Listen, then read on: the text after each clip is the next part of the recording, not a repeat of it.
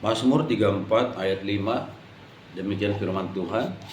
Aku telah mencari Tuhan, lalu Ia menjawab aku dan melepaskan aku dari segala kegentaranku. Saudaraku, firman Tuhan ini ditulis oleh Raja Daud ketika dia pura-pura tidak waras di depan Raja Abimelek, raja orang Filistin, sehingga dia diusir dan pergi. Jadi ketika dia lari dari negerinya, karena dia juga diburon, dikejar-kejar oleh Raja Saul, tidak ada lagi tempat yang aman di negerinya. Dia terpaksa menyeberang ke negeri orang yang merupakan musuh bangsanya juga, yang merupakan musuhnya juga. Karena antara Israel dan Filistin itu selalu berperang hingga sekarang.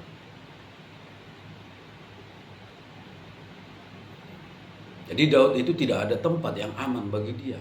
Di negerinya tidak aman. Dan menyamar pun dia di negeri orang ketahuan. Sehingga dia pura-pura. Ada orang yang mulai mengenal dia dan dia pura-pura tidak waras di depan Raja Abimelek. Sehingga raja itu mengusirnya. Dan firman ini dikeluarkan. Aku telah mencari Tuhan, lalu Ia menjawab aku dan melepaskan aku dari segala kegentaranku. Daud dalam bahaya. Nyawanya terancam, kehidupannya terancam, bebannya banyak sekali. Padahal kalau kita baca riwayat kehidupannya sebelum dia mengalami hal ini, dia tidak ada berbuat sesuatu sehingga menyebabkan dia harus dikejar, diburu. Ini hanya persoalan iri hati, dengki. Karena Raja Saul itu iri hati, dengki. Karena Daud selalu berhasil. Bahkan perempuan-perempuan Israel bernyanyi ketika Daud pulang dari pertempuran. Mereka bernyanyi bahwa Daud mengalahkan berlaksa-laksa, Saul mengalahkan beribu-ribu. Jumlah yang sangat besar perbedaan. Artinya kemuliaan itu ditujukan kepada Raja Daud yang mengalahkan lebih banyak musuh daripada Raja Saul ketika itu. Jadi saudaraku, terkadang kita telah berbuat baik, tetapi ada masa orang tidak suka dengan kita. Kita melakukan hal-hal yang baik, hal-hal yang mulia. Tapi ada orang yang tidak senang. Bahkan ada orang yang menginginkan kehancuran kita, kematian kita, ada.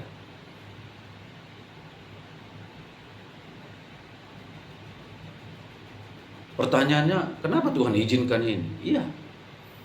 Tuhan izinkan ini supaya kita melihat pertolongan, pembelaan Tuhan, kasih Tuhan yang senantiasa menyertai hidup kita. Daud dikejar-kejar, tidak aman, di negerinya sendiri tidak aman. Menyeberang ke negeri orang, di situ pun tidak aman. Dan dia berkata, aku mencari Tuhan. Dan Dia menjawab aku dan melepaskan aku dari segala kegentaranku. Ini juga bisa terjadi kepada kita. Kita sudah lakukan apa yang terbaik.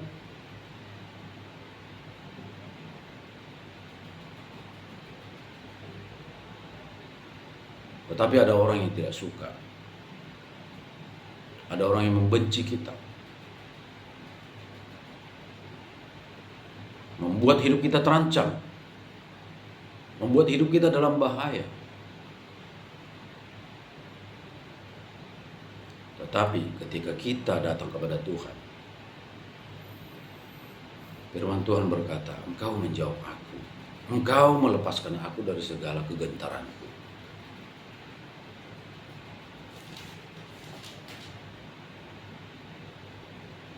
Ayat 20 berkata, kemalangan orang benar banyak, tetapi Tuhan melepaskan dia dari semuanya itu. Kemalangan orang benar banyak, tetapi Tuhan melepaskan kita dari semua itu. Kembali kita bertanya, Tuhan, kenapa kemalangan itu diizinkan? Bahkan bukan sedikit, banyak. Kemalangan orang benar itu banyak, tapi Tuhan melepaskan mereka dari semua itu. Kenapa diizinkan? Itu tadi, supaya kita semakin kuat. Semakin kuat di dalam Tuhan, semakin mengenal Dia. Karena ketika kemalangan datang, Tuhan tolong. Penderitaan datang, Tuhan tolong. Pencobaan datang, Tuhan tolong. Kita melihat pertolongan Dia itu, sehingga kita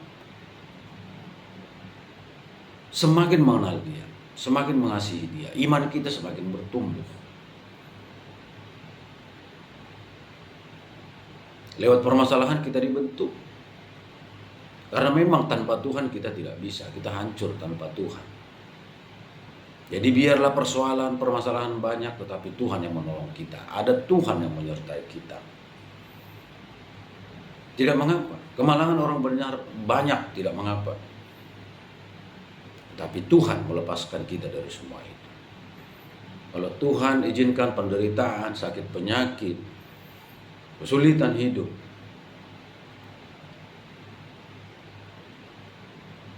itu untuk mendatangkan kebaikan bagi kita. Tidak akan menghancurkan kita. Tetapi bagi orang fasik, kemalangan akan mematikan orang fasik. Itu ayat 22. Kemalangan itu akan mematikan orang fasik. Kalau tadi, kemalangan itu membuat kita kuat, membuat kita semakin mengenal Tuhan. Sebab apa? Tuhan melepaskan kita dari semua itu, dari kemalangan itu. Tetapi orang fasik, kemalangan itu akan mematikan mereka. Siapa orang fasik? Orang-orang yang meninggalkan Tuhan, orang-orang yang tidak peduli dengan Tuhan, orang-orang yang tidak menghormati Tuhan, orang-orang yang hidup menuruti kehendaknya sendiri, tak peduli dengan Tuhan, tak peduli dengan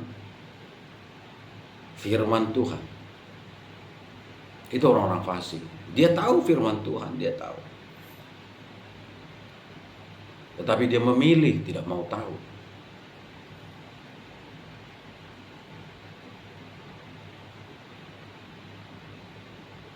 Dia memilih untuk tidak taat, tidak melakukan firman.